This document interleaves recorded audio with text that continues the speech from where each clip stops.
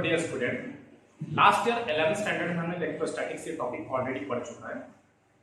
Half part वहां पढ़ा है और हाफ पार्ट हमको यहाँ देखना। लास्ट ईयर जो 11th में हमने जो स्टडी किया that was about charges, Coulomb's law, electric field की intensity, electric line of force, electric flux and Gauss law.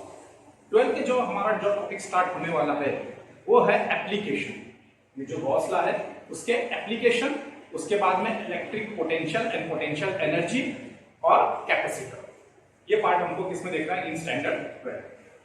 लेकिन ऑलरेडी बहुत लेट हो चुका है 11th स्टैंडर्ड के इलेक्ट्रोस्टैटिक्स पढ़ के। बहुत से बच्चों का क्या होगा, जो बेसिक है वो ज्यादा याद नहीं होगा, तो उसको हम लोग क्या करेंगे, रिबैक करेंगे। यानी हम we will study about the Gauss law है, इलेक्ट्रिक फ्लक्स और इलेक्ट्रिक लाइन ऑफ फोर्स। इनके बारे में कुछ कॉन्सेप्ट हम यहाँ पे इंट्रोडक्शन में पढ़ेंगे और फिर उसको आगे गॉस लॉ को क्या करेंगे, कंटिन्यू करेंगे। तो इससे हमें चैप्टर समझने में क्या होगी, काफी आसान होगी। ओके, तो सबसे पहला चार्जेस के बारे में सबको आपको पता है। चार्जेस क्या है? यहाँ पे दो टाइप के चार्ज देखे थे, पॉजिटिव और निगेटिव। पॉजिटिव चार्ज के बारे में क्या था, अगर दो पॉजिटिव चार्ज होंगे लाइक चार्ज होंगे या दो निगेटिव चार्ज होंगे अनलाइक चार्ज होंगे, तो उनके बीच में क्या होता है, there is a force of repulsion होता है। और अगर एक पॉजिटिव और एक निगेटिव चार्ज है तो उनके बीच में क्या होता है, फोर्स ऑफ अट्रैक्शन। यानी इससे हम कह सकते हैं कि like charges always ripple each other and unlike charges always attract each other. तो चार्जेस के बारे में देख चुके थे। चार्जेस को हम क्यू से डिनोट करते और उसका यूनिट क्या था, कूलम। सेकंड, कूलम्स लॉ, यानी दो चार्ज अगर एक दूसरे के क्लोज रखे हुए, या तो दोनों पॉजिटिव हो या तो दो निगेटिव हो, या तो एक पॉजिटिव या एक निगेटिव, या तो उनके बीच में फोर्स ऑफ अट्रैक्शन होगा या तो repulsion, depending on the nature of the charge. तो जो फोर्स ऑफ अट्रैक्शन या रिपल्शन होगा that was given by the formula. क्या था formula? F is equal to 1/4 pi k epsilon naught। अगर दो चार्ज है, एक Q1 एक Q2 है और दोनों के बीच का डिस्टेंस कितना, r है। यानी एक चार्ज Q1 है और दूसरा चार्ज क्या है, Q2 है। दोनों के बीच का डिस्टेंस कितना है, r है। अगर दोनों सेम चार्ज हुए तो क्या होगा, रिपल्शन होगा, और अपोजिट चार्ज होगा तो क्या होगा, अट्रैक्शन होगा। तो ये फोर्स ऑफ अट्रैक्शन है रिपल्शन क्या होगा, दोनों चार्ज के ऊपर डिपेंड होगा और दोनों के बीच का डिस्टेंस। जितना ज्यादा डिस्टेंस होगा फोर्स क्या कम होगा, जितना कम डिस्टेंस होगा फोर्स क्या होगा, ज्यादा होगा। ये ऑलरेडी हमने 11th साइंस में देख चुके हैं। ये फोर्स का it is a vector quantity. फिर इसको हम यहां क्या करेंगे, एक यूनिट वेक्टर r से क्या कर देंगे, मल्टीप्लाई। अंडरस्टूड? इसका यूनिट क्या था, न्यूटन था। इलेक्ट्रिक फील्ड इंटेंसिटी को इसी पढ़े थे हमने। ये क्या थी, एक vector quantity. E is equal to कितना था, 1/4 pi k epsilon naught q upon क्या था, r स्क्वायर। ये वेक्टर है तो यहां पे यूनिट वेक्टर क्या है, r। ये दो फॉर्मूले ऑलरेडी हमने 11th साइंस में देख चुके। जो कॉन्सेप्ट ऑफ इसका था, इलेक्ट्रिक फील्ड। गॉस ने इसका रिलेशन बताया, इसका इलेक्ट्रिक फील्ड का, electric flux denoted by phi and charge क्या, और ये बहुत ही इंपॉर्टेंट थ्योरम गॉस लॉ जिसको नाम दिया गया। तो ये तीनों के बीच का रिलेशन क्या हुआ, हम आगे देखेंगे। अंडरस्टूड? अब देखो हमने क्या पढ़े थे, इलेक्ट्रोस्टैटिक्स के बारे में। इलेक्ट्रोस्टैटिक क्या है, it is a type of force. यानी इलेक्ट्रोस्टैटिक दो वर्ड से बना है, इलेक्ट्रो प्लस स्टैटिक्स। इलेक्ट्रो मतलब क्या होता है, चार्ज, और स्टैटिक मतलब क्या होता है, रेस्ट, चार्ज एट रेस्ट। तो इस चैप्टर के अंदर जो हमने कॉन्सेप्ट पढ़ा है वो किसके बारे में पढ़ा है, व्हेन द पार्टिकल या चार्ज इज एट रेस्ट। और इलेक्ट्रोस्टैटिक क्या है, ये एक रियल फोर्स है। तो कैसा फोर्स है, अगर ये रियल फोर्स है तो it is a conservative force. कैसा फोर्स है, it is a conservative force. Already 11th में हमने मैकेनिक्स में पढ़ चुका है कंजर्वेटिव फोर्स के बारे में। फिर भी एक बार तो रीजन के तौर पे यहां पे देख लेंगे, what is conservative force. Conservative force के लिए हमें तीन प्रॉपर्टी याद होनी चाहिए। पहली जो प्रॉपर्टी है, फर्स्ट प्रॉपर्टी, वो क्या है, वर्क डन। अगर कोई पार्टिकल एक पॉइंट से दूसरे पॉइंट पे जा रहा है और उस पॉइंट पे अगर फोर्स एक्सर्ट हो रहा है और वो डिस्प्लेस हो रहा है तो उस पे क्या होगा, वर्क डन होगा। अगर वो वर्क डन एक पॉइंट से दूसरे पॉइंट पे जाने में उसका वर्क डन क्या, work done by the force depends on, किस पे डिपेंड होना चाहिए, depends on final and initial position of object.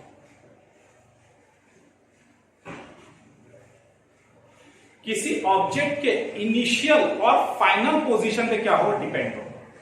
कौन?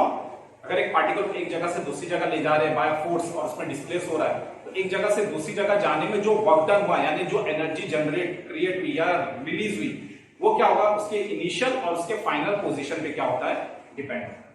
सिर्फ इनिशियल और फाइनल पोजीशन। सेकेंड पॉइंट क्या है, does not depends on, does not depends on the path. कौन सा फोर्स?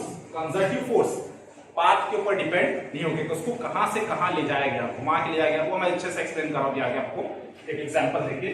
और थर्ड पॉइंट क्या है, मैकेनिकल एनर्जी। इसकी मैकेनिकल एनर्जी क्या हो, कंजर्व्ड हो, चेंज ना हो, रिलीज ना हो। देखो तीनों पॉइंट को अच्छे से समझने के लिए हम लोग एग्जांपल लेके, अभी आपने फोर्स के बारे में पढ़े, बहुत सारे फोर्सेस देखे आपने। सबसे पहले मैं ग्रेविटेशन फोर्स लेके एग्जांपल को एक्सप्लेन करूंगा, उसके बाद में इलेक्ट्रोस्टैटिक फोर्स के ऊपर क्या है। जैसे फॉर एग्जांपल ये आपका सरफेस ऑफ द अर्थ है, यहां पर आपने एक ऑब्जेक्ट लिया एट अ हाइट ऑफ, यहां से इसकी जो हाइट है वो कितनी, सपोज 3 मीटर, और इस ऑब्जेक्ट का मास कितना है, 2 kg। मास कितना है, 2 kg। अगर मैं ऑब्जेक्ट को रिलीज करता हूं तो इस पर कौन सा फोर्स एक्सर्ट होगा, जाहिर सी बात है ग्रेविटेशन फोर्स। और ग्रेविटेशन फोर्स उसको क्या करेगा, नीचे की तरफ लाएगा।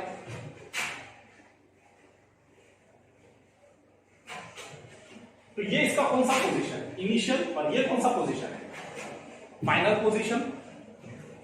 अगर ये यहां से यहां आता है तो वर्क डन, मैं पॉइंट इसको ए ले लेता हूं, इसको पॉइंट बी ले लेता हूं।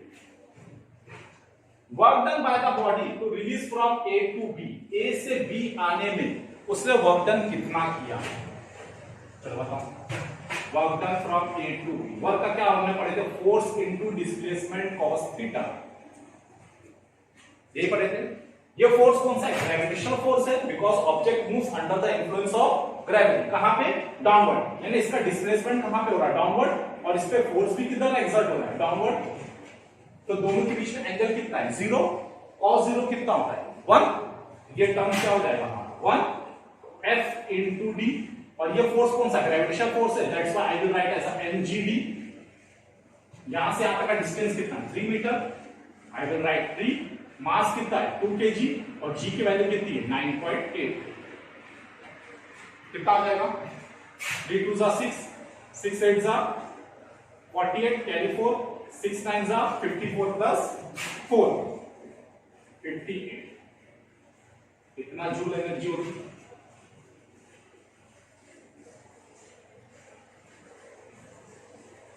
बराबर। यानी ऑब्जेक्ट को ए से बी लाने में एनर्जी कितनी रिलीज हुई या कितनी यूज हुई, 58.8 जूल। अंडरस्टूड। अगर मैं उल्टा करूं, अगर मैं ऑब्जेक्ट को यहां से यहां लाया हूं तो एनर्जी कितनी थी, 58.8 जूल। अब मैं ऑब्जेक्ट को यहां से ऊपर लेके जा रहा हूं, मैंने पहला पाथ ये, अब दूसरा पाथ ये। अब इसकी इनिशियल पोजीशन कौन सी, ये वाली, फाइनल पोजीशन क्या, ये है। फोर्स नीचे की तरफ एक्सर्ट हो रहा है, लेकिन डिस्प्लेसमेंट क्या हो रहा है, अपवर्ड। तो दोनों के बीच में एंगल कितने का है, फोर्स नीचे ग्रेविटेशन फोर्स, और डिस्प्लेस हम लोग कहां करें, opposite to the gravitation force. तो दोनों के बीच में एंगल कितना, 180। cos 180 कितना होता है, -1। तो हमारा ये वर्क डन कितना होगा, VAB इज इक्वल टू, यहां A से B था, यहां पे कहां पे जाएगा, work done from B to A, कितना होगा, FB cos 180, cos 180 कितना है, -1, तो माइनस F कितना है, mg, दैट इज mgd।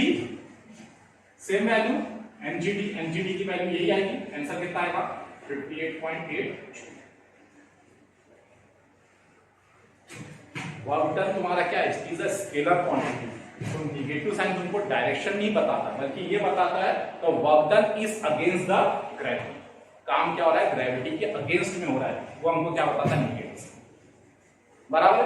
अच्छा, फिर से अगर मैं पहले पार्टिकल को मैंने यहां से यहां रखा, फिर यहां से ऊपर ले गया, फिर ऊपर से नीचे लेकर आया, तो वर्क डन कितना होगा? पहले इतना आया, फर्स्ट लाइन के लिए इतना आया, ये फर्स्ट लाइन के लिए, ये नीचे से ऊपर ले गया, कितना आया? सेकंड लाइन के लिए, फिर ऊपर से दोबारा नीचे लाया, फिर ये आंसर आएगा, फिर नीचे से ऊपर ले गया, फिर क्या होगा? ये आंसर आएगा। यानी अगर मैं सिर्फ दो लाइन लूं, फर्स्ट लाइन और सेकंड लाइन, ये दोनों को मैं ऐड करूं, यानी पार्टिकल को यहां से इधर लाया और फिर यहां से ऊपर ले गया, टोटल वर्क डन कितना होगा? 0। टोटल वर्क डन कितना होगा? 0। अब देखो इस कॉन्सेप्ट को अच्छे समझो। ये अर्थ है, मैंने ऑब्जेक्ट 2 kg यहां रखा, चाहे इसको यहां से डायरेक्ट लेगा, एनर्जी कितनी इंक्रीज हुई? 58.8 joule.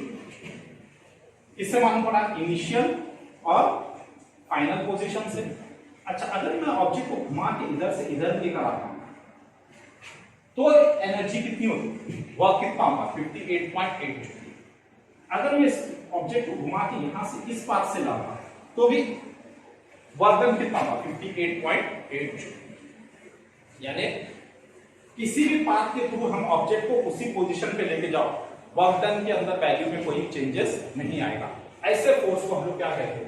Conservative force. First point समझा, work done by the force depends on only final and initial position of the object. सिर्फ फाइनल और इनिशियल पोजीशन का वैल्यू क्या है, उससे ही हम क्या निकाल सकते हैं? Work done. हमको पाथ पे डिपेंड होना जरूरी नहीं, does not depends on the path. किस पाथ से आ रहा है उसकी जरूरत नहीं। देखो वाटर किंगडम में क्या होगा, यहाँ पे खड़े होते हैं, स्लाइड होती है हमारी, एक स्लाइड ऐसी घूम के आ रही है, एक स्लाइड ऐसी घूम के आ रही है, दोनों स्लाइड एक ही पॉइंट पे आके गिर रही है। तो आदमी जब यहाँ खड़ा रहता है, दो आदमी, तो पोटेंशियल जिससे, यानी ये चाहे इधर से घूम के आए तो भी उतनी एनर्जी जाएगी, यहाँ से घूम के आए डायरेक्ट गिरेगी तो भी क्या होगी? पोटेंशियल एनर्जी, मतलब वर्क डन क्या होगा? सेम होगा। इसका भी वर्क डन सेम होगा, इसका भी वर्क डन सेम होगा, स्ट्रेट जाएगा तो भी वर्क डन क्या है? सेम। यानी अगर एक ही पर्सन है तो चाहे वो इस पाथ से जाए या इस पाथ से आए या डायरेक्ट आए, तीनों कंडीशन में वर्क डन उसका क्या होगा? सेम होगा। तो ये कैसा फोर्स है? Conservative force. समझा कंजर्वेटिव फोर्स के बारे में? Mechanical energy conserve. Mechanical energy conserve मतलब यहां पे अगर हमने ऑब्जेक्ट को पकड़ा तो इसमें क्या एनर्जी है? Potential energy. जैसे कि इसको रिलीज करता हूं, potential is converted into what? Kinetic energy. तो पोटेंशियल एनर्जी किसमें कन्वर्ट होती है? Kinetic energy. यानी potential energy goes on increasing and kinetic energy goes on increasing, यानी इनवर्स वेरिएशन है। जैसे जैसे पोटेंशियल एनर्जी कम होगी वो किसमें कन्वर्ट होगी? काइनेटिक एनर्जी में। नो लॉस ऑफ एनर्जी, यानी we can say that mechanical energy is conserved. Understood? अब देखो एक चीज और इसके अंदर हम पॉइंट इंक्लूड कर सकते हैं, ये कि जैसे फॉर एग्जांपल, जैसे मैंने ये 2 kg का ऑब्जेक्ट लिया था, ये तुम्हारा अर्थ सरफेस था, मैंने कहा जाए ऑब्जेक्ट को ऐसा लेके आओ या ऐसा लेके आओ या ऐसा लेके आओ, वर्क डन क्या होगा? सेम होगा। मैं कहता हूं कि मैंने ये 2 kg का ऑब्जेक्ट को घुमा के यहां से यहां लेकर आया और फिर दोबारा यहां से घुमा के इस तरफ लेकर आया, दोबारा अपनी पोजीशन पे छोड़। अब बताओ, जब मैंने ऑब्जेक्ट को यहां से यहां लाया under the influence of gravity, energy कितनी लगी थी हमारे पास? 3 kg का ऑब्जेक्ट था ना, 2 kg का, तो कितनी एनर्जी वर्क डन हुआ? 58.8 जूल पॉजिटिव। फिर दोबारा यहां से दोबारा यहां लेकर तो कितना हो गया? -58.8 जूल। टोटल वर्क डन कितना होगा? अगर मैं टोटल वर्क डन में ऐड करूं, ये इसको W1 लिया, इसको W2 लिया, तो total work done is equal to what? W1 plus W2, दोनों का ऐड करो तो आंसर कितना है? यानी जिस पोजीशन से हम खड़े हैं उसी पोजीशन पे किसी ऑब्जेक्ट को घूम के दोबारा उसी पोजीशन पे आएंगे, यानी क्लोज लूप में वापस आएंगे, तो टोटल वर्क डन कितना होगा? 0। हम ऐसा भी कह सकते हैं कंजर्वेटिव। अंडरस्टूड? तो ये पॉइंट्स याद रखें कंजर्वेटिव फोर्स के बारे में। कंजर्वेटिव फोर्स क्या है? इनिशियल और फाइनल पोजीशन पे डिपेंड होता है, does not depends on the path, mechanical energy is conserve, और अगर हम घूम के उसी पोजीशन पे वापस आते हैं तो टोटल वर्क डन कितना होगा? 0 होगा। अंडरस्टूड? अब देखो, सिर्फ ग्रेविटेशन फोर्स ही कंजर्वेटिव फोर्स नहीं है, कंजर्वेटिव फोर्स, ग्रेविटेशन फोर्स भी कंजर्वेटिव फोर्स है, स्प्रिंग फोर्स। जैसे फॉर एग्जांपल अगर मैं स्प्रिंग बांधूं किसी ऑब्जेक्ट से, ये उसकी कौन सी पोजीशन है? नेचुरल पोजीशन है। अब मैं इसको स्प्रिंग को प्रेस करता हूं तो इसमें क्या होगी? पोटेंशियल एनर्जी कंजर्व होगी। जैसे ही मैं इसको छोड़ दूं क्या होगा? बाहर भागेगा, यानी potential is converted to what? Kinetic energy. यहां पे क्या होती है? मैकेनिकल एनर्जी क्या होती है? कंजर्व होती है। अंडरस्टूड? अगर ये मैं इसको प्रेस कर दूं, ये ऑब्जेक्ट इधर आया, ये उसकी कौन सी पोजीशन, इनिशियल पोजीशन, और ये कौन सी है, फाइनल पोजीशन। तो इनिशियल और फाइनल पोजीशन पे क्या होता है, डिपेंड्स होता है, पाथ पे डिपेंड नहीं होता। स्प्रिंग फोर्स है, ग्रेविटेशनल फोर्स है, इलेक्ट्रोस्टैटिक फोर्स भी इसी तरह से क्या है, एक टाइप का conservative force. Non conservative force में कौन आता है, जैसे फ्रिक्शन, फ्रिक्शन किसमें आता है, नॉन कंजर्वेटिव फोर्स। कैसे फ्रिक्शन नॉन कंजर्वेटिव फोर्स में आता है, जैसे एक फ्लोर है, उसके ऊपर एक ऑब्जेक्ट रखा हुआ है 2 kg का, इसको मैंने फोर्स अप्लाई किया F, ऑब्जेक्ट क्या होगा, डिस्प्लेस होगा, ऑब्जेक्ट क्या होगा, डिस्प्लेस हुआ। अगर ऑब्जेक्ट डिस्प्लेस हुआ तो उस वक्त इसके बीच में एक फोर्स एक्सर्ट होता है अगेंस्ट द अप्लाइड फोर्स। ऐसे फोर्स को हम लोग क्या बोलते हैं, फोर्स ऑफ फ्रिक्शन। अब ऑब्जेक्ट को मैंने क्या किया, फोर्स अप्लाई किया, डिस्प्लेस हुआ, यहां से यहां तक वर्डन हुआ, कुछ एनर्जी रिलीज हो गई अगेंस्ट द फ्रिक्शन, फ्रिक्शन के अगेंस्ट में कुछ एनर्जी किसको रिलीज हुई, दोनों बॉडी के बीच में एनर्जी रिलीज हुई, यानी क्या प्रोड्यूस हुआ, हीट। तो हमने ये भी पढ़ा था कि energy can neither be created nor be destroyed, but it can be converted from one form to another form, and in universe total energy always remains conserve, law of conservation of energy. तो क्या होगा, कुछ energy, work done की जो energy है वो किसमें release हो रही है, फ्रिक्शन की वजह से, और जो क्या प्रोड्यूस करेगी, हीट। अगर मैं ऑब्जेक्ट को 2-4 बार इधर उधर लेकर आऊं तो हीट क्या हो, बढ़ती जाएगी, यानी there is a loss of energy, यानी मैकेनिकल एनर्जी इसमें कंजर्व नहीं होगी। तो ये कैसा फोर्स है, non conservative force. Force of friction is a non conservative force. समझ गया कंजर्वेटिव फोर्स और नॉन कंजर्वेटिव फोर्स के बारे में। तो ग्रेविटेशनल फोर्स ये क्या है, कंजर्वेटिव है। इलेक्ट्रोस्टैटिक फोर्स भी क्या है, कंजर्वेटिव फोर्स है, उसको हम देखेंगे, पहले नोट डाउन करें, उसके बाद हम देखेंगे how electrostatic force is a conservative force.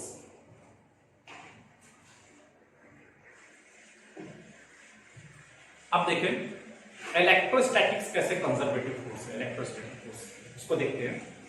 Consider a charge, एक चार्ज हमने लिया, कंसीडर पॉजिटिव चार्ज, इसका नाम हमने दिया प्लस। 11 में हमने पढ़े थे इलेक्ट्रिक लाइन ऑफ फोर्स क्या होता है,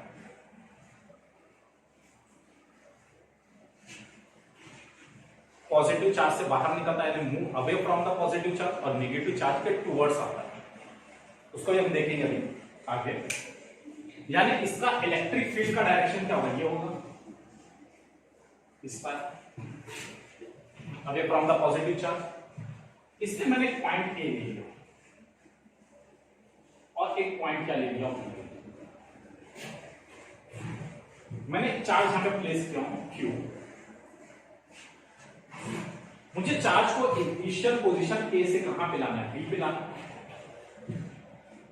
अंडरस्टूड। अगर ये मुझे पॉजिटिव चार्ज दिखता है तो ये क्या करना पड़ेगा, मुझे फोर्स अप्लाई करना पड़ेगा, ये चार्ज तो इससे रिपल करेगा, दूर भागेगा, लेकिन मुझे फोर्स अप्लाई करके कहां पे लाना पड़ेगा, B की तरफ में। अगर ये नेगेटिव चार्ज लूं तो ऑटोमेटिक क्या होगा, B की तरफ आएगा, मुझे एक्स्ट्रा फोर्स एक्सर्ट नहीं करना पड़ेगा। वो कॉन्सेप्ट बाद में देखेंगे। अभी याद में रखो कि यहाँ पे चार्ज Q है और मुझे कहां से लाना, A से B लाना है। तो मैं 3 स्टेप अप्लाई कर सकता हूं, या तो A से B स्ट्रेट लाइन में ला सकता हूं फर्स्ट स्टेप, या तो मैं ऐसा ला सकता हूं सेकंड स्टेप, या तो मैं ऐसा ला सकता हूं,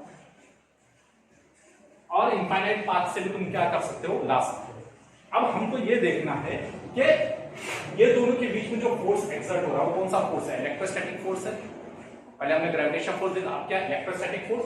क्या ये इलेक्ट्रोस्टैटिक फोर्स कंजर्वेटिव फोर्स है क्या, कैसा चेक करेंगे, देखो work done in moving a charge from A to B, हमने ये पढ़े थे इलेक्ट्रोस्टैटिक्स में, work done is equal to क्या था, पोटेंशियल डिफरेंस इनटू चार्ज। ये फॉर्मूला है, इनको रिवाइज करके देख लेना 11 के लेक्चर में। Work done is equal to potential difference into charge. Suppose point A पे पोटेंशियल कितना है VA और पॉइंट B पे पोटेंशियल कितना है VB, तो पोटेंशियल डिफरेंस कितना होगा VB minus VA into charge कितना है Q। VAB मतलब क्या होगा, potential difference on B minus potential difference on A। Understood.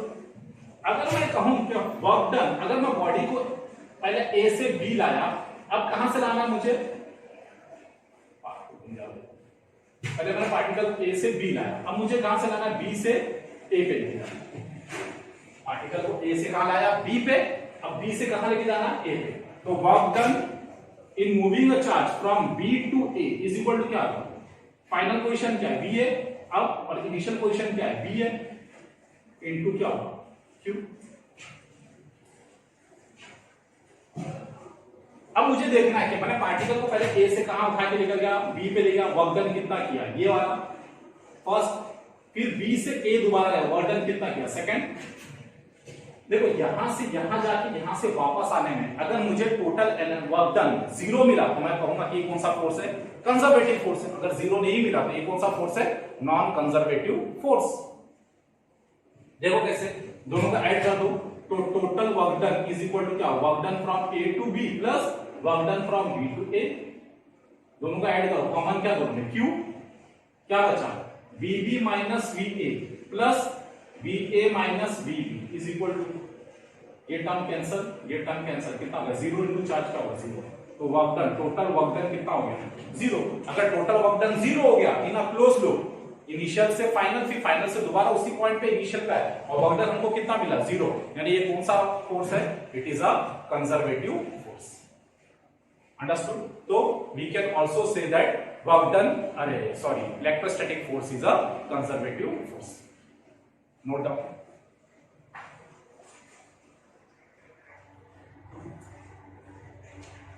अब हम इलेक्ट्रिक फील्ड का कॉन्सेप्ट समझ लेते थोड़ा इंट्रोडक्शन में। इलेक्ट्रिक फील्ड क्या है, इट इज डिनोटेड बाय ई, और एक कैसी यूनिट है या कैसी क्वांटिटी है, it is a vector quantity. कौन सी क्वांटिटी, वेक्टर क्वांटिटी, यानी इसका मैग्नीट्यूड भी होगा और क्या होगा, डायरेक्शन। अच्छा, इसको रिप्रेजेंट कैसे करते हैं, it is represented by a line. किससे रिप्रेजेंट करते हैं, लाइन।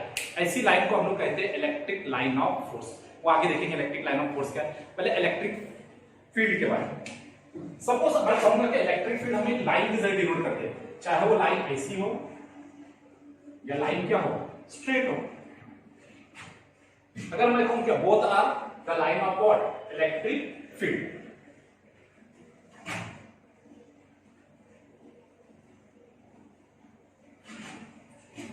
अब मैं इलेक्ट्रिक लाइन फील्ड पे 3 पॉइंट लेता, सपोज एक यहां लिया, एक यहां लिया, एक यहां लिया। तो हमने पढ़े थे ये कि tangent drawn on any point on electric line gives the direction of electric field. क्योंकि इलेक्ट्रिक फील्ड वेक्टर क्वांटिटी है, तो हर एक पॉइंट पे जो टेंजेंट हम ड्रॉ करेंगे वो टेंजेंट क्या बताएगा हमको, डायरेक्शन ऑफ इलेक्ट्रिक फील्ड। कैसे, जैसे पॉइंट ए पे, सपोज मैंने इसको पॉइंट ए कंसीडर किया, जैसे आप पहुंचा, इसका इलेक्ट्रिक फील्ड का टेंजेंट क्या होगा, इस तरह से, यानी यहाँ पे इलेक्ट्रिक फील्ड का डायरेक्शन ऐसा हो गया। जैसे मैं पॉइंट बी पे पहुंचा, अब क्या होगा, चेंज हो गया। जैसी पॉइंट में सी पे पहुंचा, अब क्या होगा, तो direction of electric line on a curve line changes at each and every point. Her point के हिसाब से वो क्या होगा, टेंजेंट ड्रॉ करेंगे, और वो टेंजेंट हमको क्या रिप्रेजेंट करेगा, it represent what, direction of electric field. यानी कर्व लाइन पे direction of electric field her point पे क्या होती है, चेंज होती है। अगर वही चीज मैं स्ट्रेट लाइन पे ले लूं तो क्या होगा, जैसे मैंने 3 पॉइंट ले लिया, सपोज ए, यहां पे एक ले लिया बी, यहां पे एक ले लिया सी, इस पे टेंजेंट ड्रॉ किया, ये आया, इस पे टेंजेंट ड्रॉ किया, ये आया, इस पे टेंजेंट ड्रॉ किया, ये आया। तीनों पॉइंट में देखो डायरेक्शन क्या है, सेम है। यानी अगर इलेक्ट्रिक लाइन ऑफ फोर्स या इलेक्ट्रिक लाइन अगर एक स्ट्रेट वे में है, तो किसी भी पॉइंट पे direction of electric line of force क्या रहेगा, सेम रहेगा। इलेक्ट्रिक फील्ड का डायरेक्शन क्या रहेगा, सेम रहेगा। लेकिन अगर वही चीज कर्व पे है तो क्या होगा, डिफरेंट होगा। तो we can say that curve line, electric line of force क्या करता है, changes the direction of electric field। लेकिन अगर यही स्ट्रेट लाइन हुआ तो, अगर ये स्ट्रेट लाइन हुआ तो, ये कर्व लाइन, ये स्ट्रेट लाइन हुआ तो इलेक्ट्रिक लाइन ऑफ फोर्स क्या करता है, remains what, same. Electric field का जो डायरेक्शन वो क्या होता है, वो क्या होता है, रिमेन सेम, उसमें कोई चेंजेस नहीं आता। चूंकि इलेक्ट्रिक फील्ड एक वेक्टर क्वांटिटी है, इस सिंगल लाइन को देखते हुए हम क्या कर सकते हैं, ईच एंड एवरी पॉइंट पे हम क्या कर सकते हैं, डायरेक्शन शो कर सकते हैं इलेक्ट्रिक फील्ड का किस तरफ होगा। लेकिन सिंगल लाइन से we can not show the direction, sorry magnitude of the electric field. Magnitude of electric field को हम लोग सिंगल लाइन से रिप्रेजेंट नहीं कर सकते, मालूम नहीं कर सकते, उसके लिए हमें और नंबर ऑफ लाइंस चाहिए। तो पहले ये कॉपी करो, ये डायरेक्शन के बारे में था, इसके बारे में मैं मैग्नीट्यूड के बारे में बताता हूं, note down.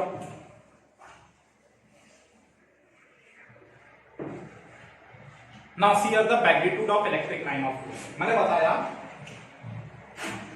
Magnitude of electric line of force cannot show by a single line of force। Electric field का मैग्नीट्यूड सिंगल लाइन से हम लोग रिप्रेजेंट नहीं कर सकते। जैसे कैसे, देखो जब मान लो कि तुम्हारी कर्व लाइन है, इलेक्ट्रिक लाइन ऑफ फोर्स है, इससे मैंने 3 पॉइंट ले लिया, पॉइंट ए, यहां पे मैंने लिया पॉइंट बी, और यहां पे ले लिया मैंने पॉइंट सी। हाँ, अगर मैं पूछता हूं कि इलेक्ट्रिक फील्ड पॉइंट ए पे कितनी है, तो तुम यहां पर टेंजेंट ड्रॉ करके मुझे बता सकते हो, सर ये टेंजेंट है, ये इसकी डायरेक्शन है, बी पे डायरेक्शन टेंजेंट बना है, सी पे डायरेक्शन टेंजेंट बना है। मैग्नीट्यूड कितना होगा क्या बता सकते हो? तो मैग्नीट्यूड बताने के लिए एक लाइन से काम नहीं चलेगा। जैसे मैंने इसके पैरेलल एक और लाइन ले लिया, एक और ले लिया इसके पैरेलल। अब देखो, ये पॉइंट ए को मैंने यहां पे ले लिया, ये पॉइंट बी से लाइन ड्रॉ किया मैंने, और एक पॉइंट सी से मैंने एक लाइन ड्रॉ किया। तो मैं कहूंगा ये दोनों पॉइंट के बीच का डिस्टेंस d1 है, ये डिस्टेंस कितना है, d2 है, और ये डिस्टेंस कितना है, d3 है। ये दोनों पैरेलल लाइन है, ये डिस्टेंस और ये डिस्टेंस क्या होगा, इक्वल होगा। If I say that d1 is equal to d2 is equal to what, d3, वैसे ये डिस्टेंस क्या होगा, इक्वल होगा। अगर कोई लाइन इक्वली डिस्टेंस पर है, इक्वली स्पेस्ड है, तो अगर हम ऐसी लाइन जो इक्वली स्पेस्ड है वहां पर कहीं पर भी point low, magnitude of electric field क्या रहेगा, कांस्टेंट रहेगा। क्या कहा मैंने, if distance between electric line of force is same,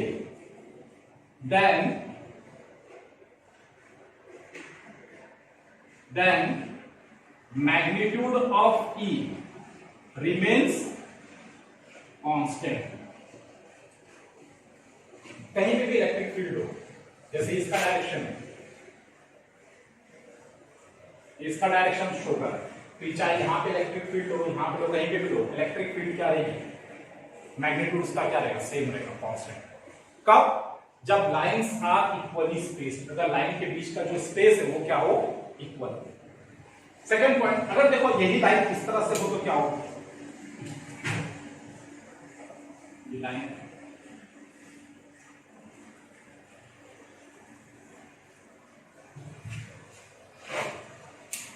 क्या मैं कह सकता हूं ये दोनों के बीच का डिस्टेंस अगर d1 है और ये डिस्टेंस d2 है, तो क्या मैं कह सकता हूं d1 is equal to d2? नहीं, d1 is not equal to d2। तो डिस्टेंस कम कहां हो रहा है, इधर हो रहा है, और डिस्टेंस ज्यादा कहां हो रहा है, इधर हो रहा है। मैंने एक पॉइंट यहां पे A ले लिया और एक पॉइंट यहां पे मैंने ले लिया B। बताओ इलेक्ट्रिक फील्ड की स्ट्रेंथ ज्यादा कहां होगी? तो याद रखना, हमने अभी फॉर्मूला लिखा था, E is inversely proportional to क्या होता है, जहां पे डिस्टेंस ज्यादा वहां पे इलेक्ट्रिक फील्ड कम, जहां पे डिस्टेंस कम वहां पे इलेक्ट्रिक फील्ड की स्ट्रेंथ ज्यादा। तो electric field eight point A will be less than what, electric field at point, यानी if I say that if electric line of force क्या, if electric line of force are not equally spaced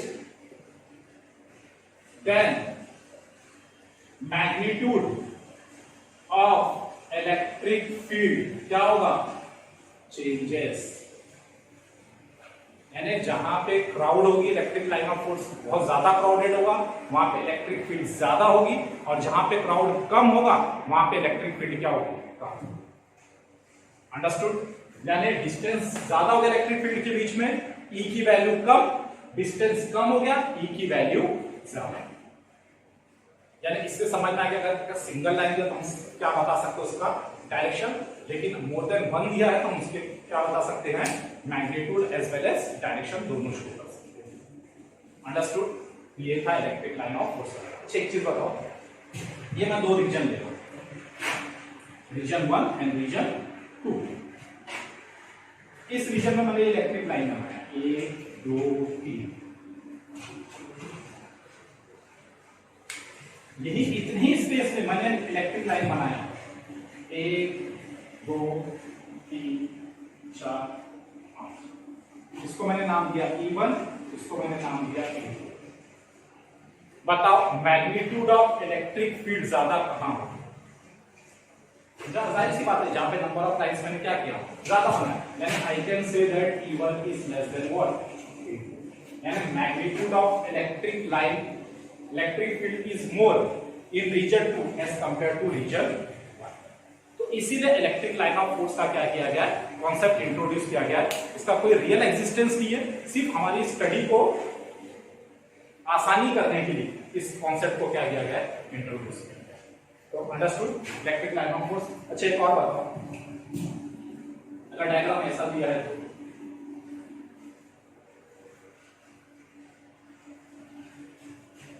मैंने यहां पे point A ले लिया है और यहां पे पॉइंट क्या ले लिया, बी। अब बताओ इलेक्ट्रिक लाइन ऑफ फोर्स की स्ट्रेंथ ज्यादा कहां होगी, पॉइंट ए पर होगी या बी पर होगी? यानी I can say electric field A और बी में क्या रिलेशन है, electric field, magnitude of electric field will be more as compare to what, electric field at A. क्योंकि यहाँ पे डिस्टेंस क्या ज्यादा, तो इलेक्ट्रिक फील्ड की स्ट्रेंथ कम हो जाएगी, यहाँ पे डिस्टेंस क्लोज है इसलिए इलेक्ट्रिक फील्ड की स्ट्रेंथ क्या हो जाएगी। अच्छे से समझा इलेक्ट्रिक लाइन ऑफ फोर्स के बारे में, नोट डाउन।